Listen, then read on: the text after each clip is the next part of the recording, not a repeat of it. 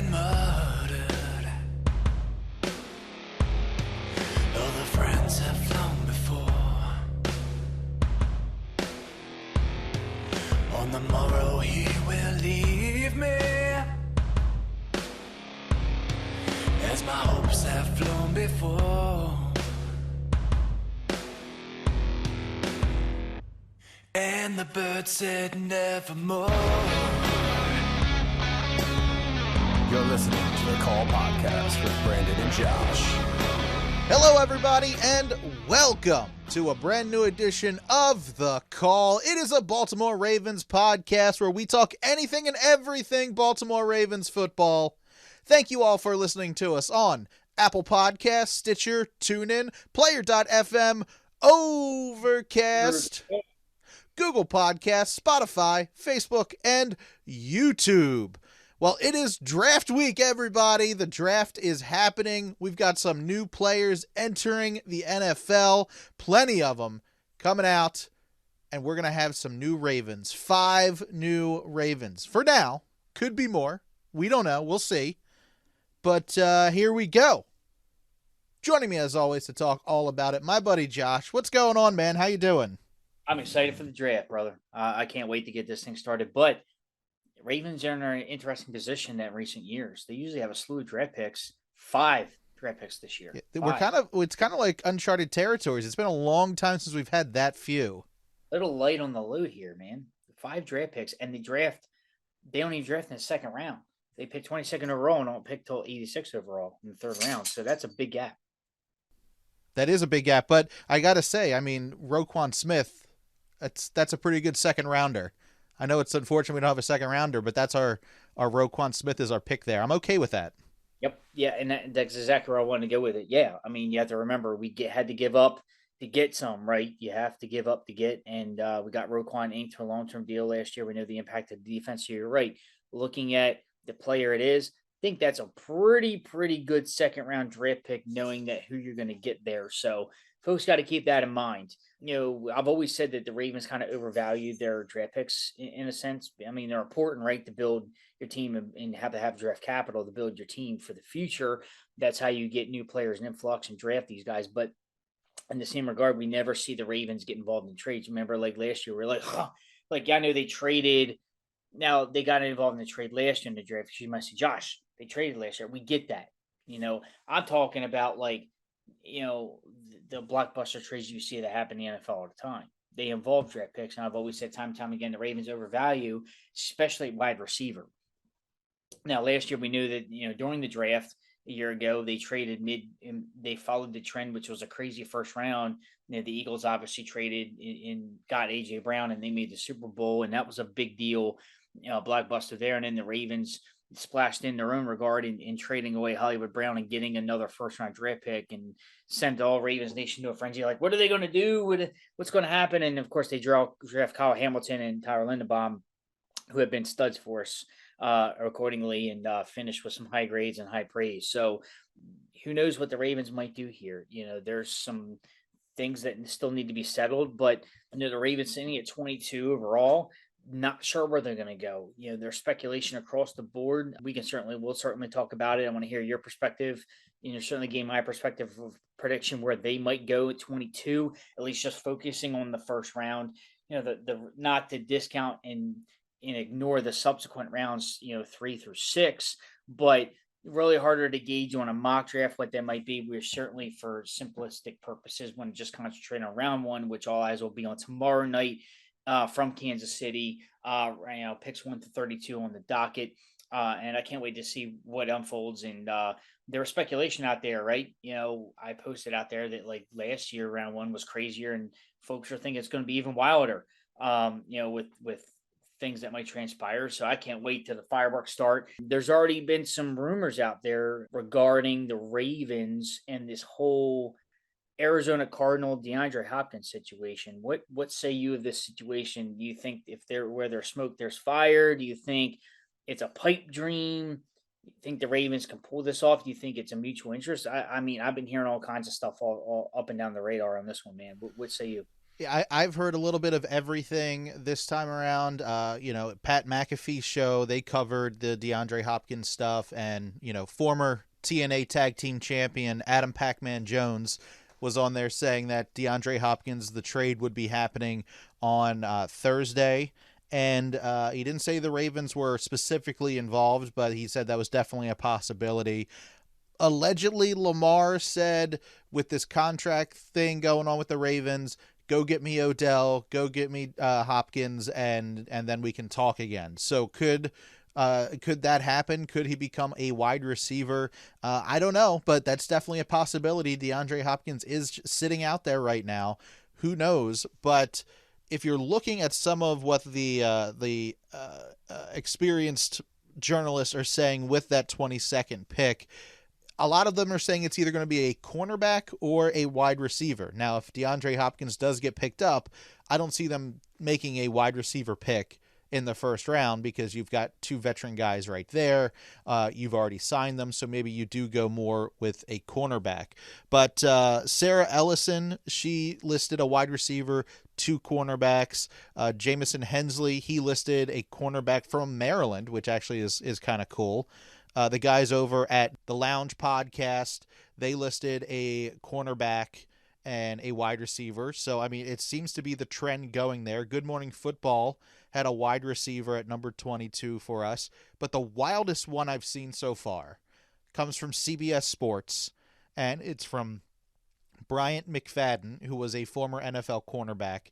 He actually said that the Ravens would be picking an edge rusher at number 22, but the big news was that they would be trading Lamar Jackson to the San Francisco 49ers in exchange for Trey Lance, the number 99 pick, and 2 first-rounders in 24 and 25. So that one, I was like, all right, well, this guy's definitely thinking outside the box, but wow, what a prediction there for that one. I like the trade to San Fran, but he lost me at Trey Lance. Not even the draft picks. I told him my group chat today, for talking San Fran, I want Debo and CMC. And everybody's like, you got JK down. I'm like, no. Debo's got to be in the. I can understand CMC, but I'm like, CMC is one of the most dynamic players right now. And I was like, or maybe even trade maybe a combination of a JK, and because JK's on his rookie deal. So I was like, look, trade him. He's just coming off an injury. Trade him, get CMC back. And I said, yeah, if Lamar's going to San Fran, I do Trey Lance. Yeah, like that's as exciting as watching paint dry. No, I'm not getting Trey Lance. I want it's easier said than done, but if we're going to talk just scenarios out there without any contracts or money involved, yeah. If you're getting Lamar, I want Debo and CMC, no questions asked. But yeah, it's not a fair shake, but whatever. Except for this one guy from CBS Sports, everyone says cornerback or wide receiver. Now, it really is a toss-up if you think about it, because cornerback, you need someone to replace Marcus Peters. That's a pretty big hole that we're missing right now, and they're in need of that. But wide receiver, yes, you just got Odell Beckham, but it is only for a 1-year deal. If you're not, like we just talked about it last show, if you're thinking past this year and you're not going to go the LA Rams route and just put all your money into this 1 year, if you are thinking past this 1 year and Odell doesn't work out because he is an older guy, he could get hurt again, do you go wide receiver in the first round? So I don't know. This first rounder needs to be someone that is going to come into this league this year and make an immediate impact. We saw that with Kyle Hamilton and with Tyler Lindenbaum last year. We've seen that a lot in the past, but we've seen the Ravens whiff in the first round a few times. But this one needs to be a specific, this guy's got to make an impact now. I personally, I want to see the guy from Maryland. I want to see the cornerback, Deonte Banks. I want to see this guy come in. I think it's a great story. Lifelong Ravens fan. He kind of grew up in the Ravens community, some of the community stuff that they have done. I think that's a great story, and cornerback is definitely a spot we need them. So personally, I'm leaning more towards a cornerback than I am a wide receiver right now. What about you? No, yeah, you kind of knew where I was going to probably go with that. Yeah, I want corner for especially. Look, receivers are great, but with the Ravens' track record of being so great at drafting receivers, obviously being very sarcastic, not saying Odell Beckham is the end-all fix-all, right? We know what he is. It's going to be an impact player for sure. Can't wait to see what he's got. But he's not somebody that obviously is definitely in the back end of his career. He's not, he's not young and healthy and spry, but neither is Bateman. So, like I said before, people are going to complain about Beckham all they want. They just signed a receiver with 15 to 18, upwards 18 million for 1 year, and he's coming off an injury. I'm like, and you guys forgetting about Rashad Bateman, who hasn't played a full season since he's been drafted. Now, I'm not saying he's a complete bust like Rashad Perryman and the rest, but you can't. I just tweeted somebody right for the show. You can't really say much if you don't stay healthy and contribute. Like, we need to see that. Yeah, and he's made some plays when he was healthy earlier last year. Then he got hurt. And obviously it's a big deal and big impact. And who knows what that's going to look like coming off. And that's why I feel like I want corner more than receiver, because we've been more steady at that. And with the league being more pass happy, I'm okay with adding another corner, especially now that not saying like, there's no faith in what we currently have. But I think that's a need for the Ravens currently. So, I would love a hometown guy. Deonte Banks, man, it'd be great to draft a Terp. Ravens haven't done it since Torrey Smith. I feel like it'd be a great addition to the team. Lifelong Raven. Another name out there for draft sake is Joey Porter Jr. Big time. Yep. We know about his father, don't we? We sure do. So that would add a little flair and flavor to a Ravens Steelers rivalry for sure. So I can see something of that nature coming down. But Nate, look, not to say if Zay Flowers is there, scoop him up. That's one of the biggest names of wide receiver that's being thrown out there in the first round. And I've seen a few mocks of him going to the Ravens. Good Morning Football did the mock, and I think Kyle Brandt had him at going 21 just before the Ravens. So correct. He's definitely been there in the 20s. So that, and I feel like if he's there, even if the Ravens end up pulling, if they can make it work and they pull trade for D-Hop, and they have D-Hop, Bateman, and Odell Beckham on the team, and Zay Flowers is sitting there, if Zay Flowers is going to be your future, why not scoop him up? But I feel like if the right receiver's there and he falls, get him. But I'm going corner. My pick's corner. I mean, like I said, draft surprises all. The Ravens can really do anything with that pick, but I think, it's not like years past where it's like they can pick linemen, they can pick defensive end. It's like it was like a hodgepodge of players. Like, you can go anywhere. They can go skill, they can go anywhere on defense. Here, it's like you kind of know where they need to go, and they need to make it count because they don't pick until the third. But I will say this: we know that the Ravens and EDC like to stockpile and accumulate picks by trading and falling back. So what does that look like? Does he trade, maybe late first round and gives up his 22nd position? Does he gain a second, or does he gain 2 seconds and picks early in the second round, which is it's almost like virtually, and if you pick like 33, 34, 35, you're starting the second round, 2-3 picks in.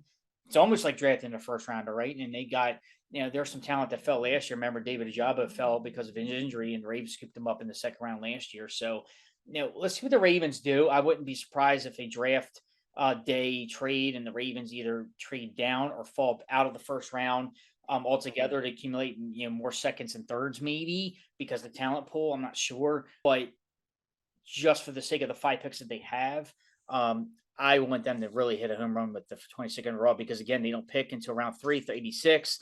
They have round 4, 5, and 6 covered. No round 7 this year. There's your picks. There's 5 to be had. It's covering a span of, the rounds there accordingly from 1 to 6 with 2 excluded, 7 excluded. So I can't wait to see how it stacks up, but those are the names and how I see draft strategy for the Ravens showing up. But again, the Ravens surprised us all by pulling off a draft day trade and draft night trade on round 1 and traded away Brown, which no one knew was coming. And apparently it was already in the works because he was already in Arizona that same night. So the Ravens continue to surprise and shock and all. So who knows if something of that nature is effect. And if anything involves number 8, I think social media might break. If there's a trade that involves number 8, I think it might explode, because everybody, you're going to have, again, it's going to be divided. Half the people are going to be like, what? And lose their minds. And then people are going to be like, yay. And then see what they get for them. But like, dude, it's going to be absolutely bonkers if something like that comes on the pike. But I say, if it ever does, they better get a king's ransom for it. because look, Ravens. I feel like look, he's mutual for the Ravens. If he fits here, the offense here, and if he were to go elsewhere, they got to tailor the offense to him. And I feel like there's only a small minute of teams that could probably happen. And who knows? I mean, Kyle Shanahan loves those kind of players. I know San Francisco's been thrown out there. We'll see. I don't know, man. I'm excited because once tomorrow night starts, it's going to be a crazy weekend no matter what. So can't wait to see how it shakes out starting tomorrow night, Kansas City. Yeah, and let me ask you. So we saw Calais Campbell. He left town. He is now a part of the Atlanta Falcons. Very sad to see former call guest hit the road so soon. But do you see them drafting someone that could potentially take Calais Campbell's spot, or is that something you think could potentially be done more internal? Yeah, I think that for his spot, I think they might use the late rounds for that specific reason. Now for players and who might you might someone might ask me that, okay, Josh, who that might be, I have no idea. But I will say this: that's what I think they're going to target the mid to late rounds to fill that void. I don't think it's going to come in by way of free agency or trade, especially with that position. It's more a position of luxury. I mean, yeah, it's a need, right? Oh, Calais Campbell left, we need that, but you know, we can look at that roster and see, okay, they can shuffle around and draft the right players to groom up and put in that position. But I think the draft with these 5 picks, if it stands where it is now, maybe third, fourth rounder, plug in there. But we'll see what comes. It's going to be hard to replace the services of a big Calais Campbell like that. We wish him the best down in Atlanta, but the best case scenario is the Ravens draft it. I just don't. Yeah, I would actually have to go out there and look in the free agent pool left and see what players out there for the type of services. And I don't, for the life of me, I can't recall a big name or any recognizable names being out there. If you have any of that, feel free to share. But I don't have any names that pop off top or pump off the page for me. So we'll see what they can do in the draft, but I think that's how they're going to attack it, especially with some of the players that, got jettisoned out there for, different teams and they couldn't stay on the Ravens and got, different contracts and whatnot. And I think the Ravens are going to fill. They usually what happens is they use the draft capital to refill back in the ranks what they lost in either free agency or retirement. But, given that they have 5 picks, they kind of got to be careful, right? They have to make every pick count. Every pick should count, no matter if you have 12, 7, 8, 9, 10 draft picks, doesn't matter. You should make each one count, whether they're the first round or the 7th round. But, now this year more than that, they definitely have to really hone in on the right player and make sure it's the perfect fit for the team.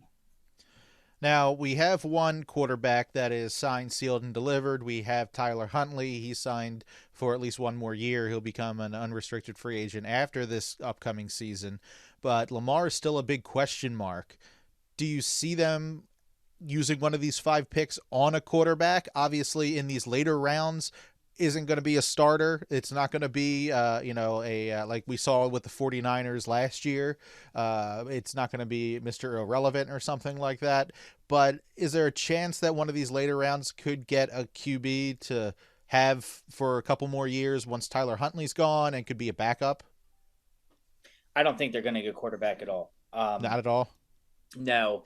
The only way I see that is if between now and the round 1 is if there is a big blockbuster trade and involves 8 to be outside of Baltimore and they get rid of him that way via trade and they don't get a quarterback in return, then I can see them, and if that were to happen, they would definitely probably make a trade with one of these teams that have a top draft pick to probably draft the quarterback. So that's the only reason why they would use this year's draft to draft a quarterback is if they trade the current one and improve their position from 22nd up into the top 10, maybe, or top 15, top 10, obviously there because they're going to need to get in the top of the pile there to draft a quarterback because there are a few teams that are up there. They're going to probably draft one.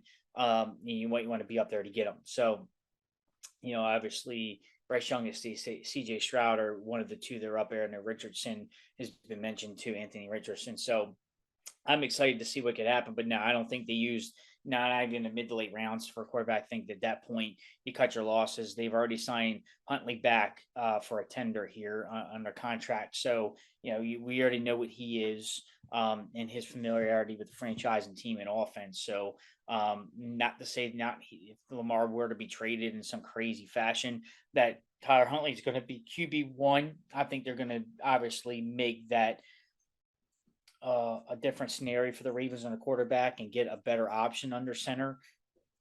But again, I just don't see. I don't see with the draft capital they have this year of drafting a quarterback when they have Tyler Huntley already in there.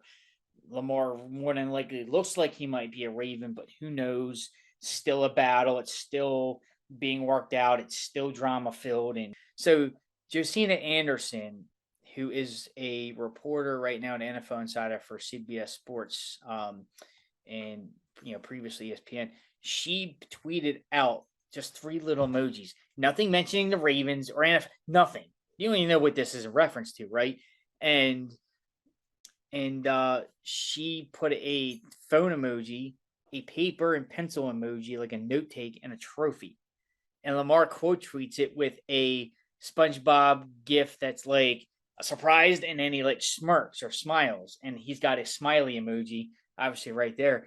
And I'm like, of course, everybody's losing their minds, like, yo, what's going on? It's happening in it. And I'm like, dude, I live for this. So like, again, because it's pre-draft day that we're recording right now, and it's like I live for that because I'm like, as soon as I get a notification with a player, I like look because I'm like, you never know, because it's usually the Ravens make a move, player reactions are like first and foremost. So everybody's losing their minds. So and Captain Defense right here with the reply from Lamar. He says, quote, I need to take a class in cryptic emoji reading 101. It must be a generational thing. I feel you, Captain D. Yeah. We feel you. Because it's like, it's just like you see that and you're like, what's it mean? What are they talking about? And then, like I said, they could be trolling us because they know that we follow all this stuff, or something's really going on. But when you see that from Lamar, and Lamar's came in at 9:59 yesterday evening, and then Odell Beckham's comes in this afternoon. He did it actually 2 hours ago, 12:07 p.m. today. So it's like, what is going on?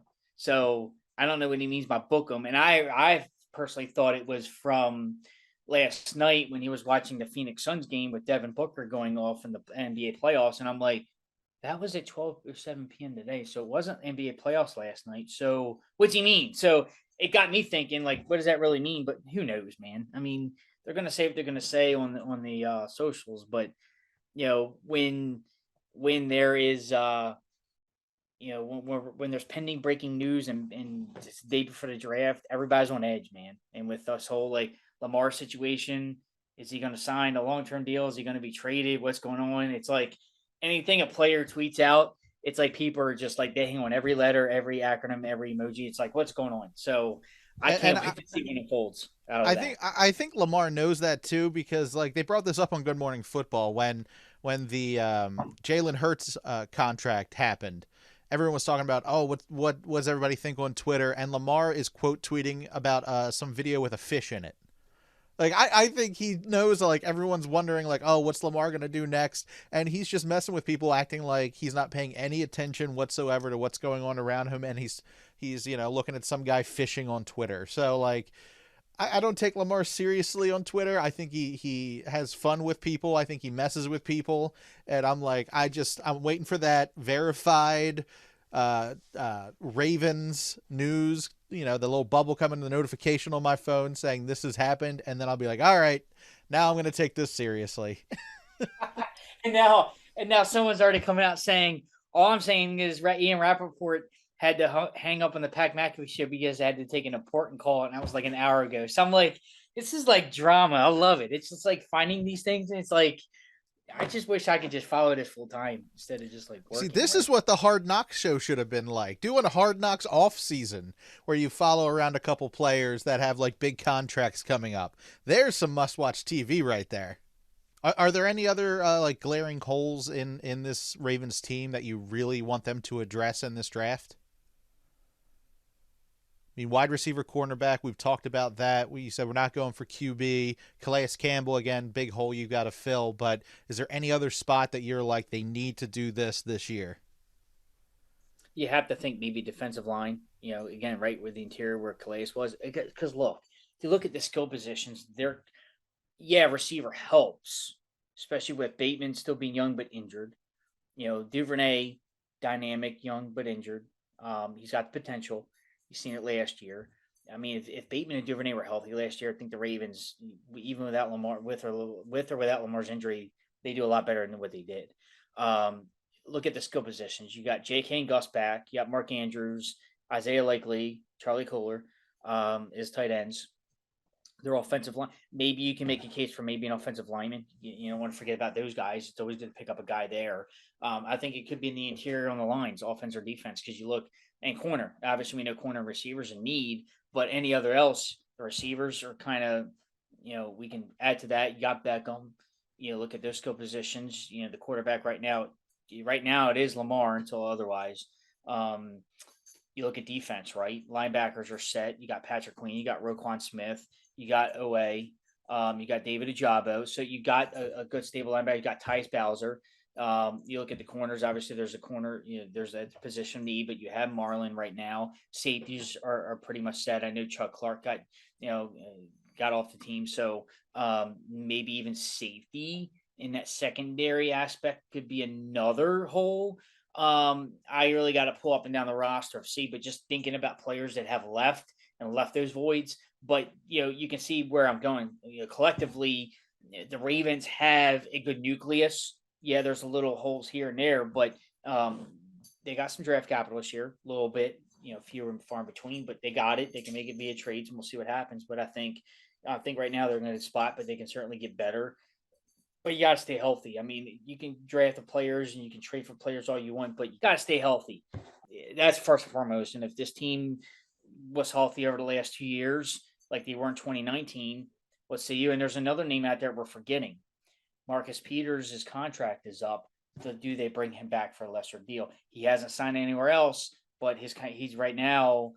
Technically, I don't think he's a Raven because his contract's up. So correct. Justin Houston's another name who is not a Raven right now. So there's names that could be forgotten because where you kept talking corner, and there's a reason why I'm talking corner because Marcus Peters coming off the injury last year, the year before, and then not playing up to his ability, and then also he's does he get exercise another option? Who knows? But we'll see what happens with the Ravens if they were able to bring him in.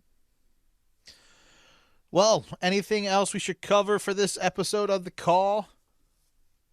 No, man. I think we got it covered. Quote the Raven, nevermore. All right, guys. Well, if you'd like to continue the conversation with Josh or I, you can. It's real easy. All you have to do is tweet to either one of us. You can tweet to me at Brando Cash. Josh, where can people tweet to you at? Always at Italian GQ 52. Now go over to check out our Discord, discord.gg/The Call Podcast. Check us out over there. Follow along with the draft on there as well. We'll be talking to you as the draft is happening over on Discord, and we are not going to be giving out any kind of military secrets like other people do over on their own Discords. But we don't have access to any of that anyway, so we can't share any kind of information with you guys that way. Now we do this show for free. You listen, stream, and download for free on Apple Podcasts, Stitcher, TuneIn, Player.fm, Overcast, Google Podcasts, Spotify, Facebook, and YouTube. All we ask in return is for you to please spread the word about the show. Write us an Apple Podcast review. Rate us over on Spotify. Let people know on Facebook and Twitter and Tumblr and Pinterest and Instagram and Reddit and Snapchat and Twitch and TikTok and Hive and Discord. Anywhere you're social on the web or with your phone, say, I'm a Baltimore Ravens fan. I listen to The Call, and you should too. Again, check out our Facebook page, facebook.com/The Call Podcast. Like us over there. Whenever a new show comes out, you'll be the first to know, and you can listen to our show directly over on Facebook. Now, I think that is pretty much it for the show this week. I do want to tell you, anybody that is local to Baltimore, if you are participating in the Brigance Brigade 5.7K at the zoo on Saturday, I will see you there. So if you see me, come up, get a picture. We'll say hi, go Ravens, that type of thing. Let me know if you're going to be there. Would love to see anybody who's doing it. This will be my first group 5K. I've never done one before. I've done virtual ones on my own, but never in a big group like this. So that'll be a first for me. But that is it for the show this week. Josh, take us out the way you always do. You betcha, my friend. Absolutely. And I wanted to share this for my group chat. I got in a little fun, of course, trolling the trades. Right. I was like, breaking news. We traded the Ray Lewis statue to Philly for exchange for Rocky statue. I'm trying to get in on the fun too. I was like trolling everybody because everybody's like hanging on. And the group chat I just looked at glance, and of course people are like putting screenshots and stuff like that about the speculation, the news that might happen. I'm like, everybody's just on edge, man. I love it. So Yeah. but it's draft weekend, draft day. Can't wait to get it started. It's one of my favorite events of the year for the NFL. It really kicks off. It's that marquee event that kicks off the offseason. You're building your team. Trades happen. Fresh faces in the NFL and the rookie class coming in. And I can't wait to see not only with the Ravens, but across the landscape of the NFL and see what it looks like. We have a new group of guys coming in and being drafted all across the rounds from 1 to 7, spanning 3 days. So it's going to be exciting. It's going to be fun. And I can't wait to break the aftermath all down. What trades happened, what trades didn't happen, what picks the Ravens got. And we will be here every step of the way to break down instant reaction next week, fresh off the draft weekend. I can't just wait to see how it unfolds, and I can't wait to be there on the socials when maybe mayhem ensues and there are trades, whether they're for our benefit or they're not, obviously involving Lamar and who knows when that might be. And I can't wait to see what fan reaction there might be. And I'm echoing what folks are saying out there. I'm just along for the ride, and I'm sure you are too. And can't wait.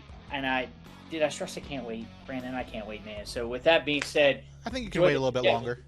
What's that? I think you can wait a little bit longer. Can't wait, man. It's tomorrow night. I'm already chomping at the bit. I can't wait. Wish it was tonight, but gotta wait one more day. Let's see what breaking news ensues between now and then. Right now, it's all quiet, but as we anticipate what might happen, what might not happen, there's still a draft to be had this weekend. So with that being said, call faithful Baltimore Ravens. Let's fly high.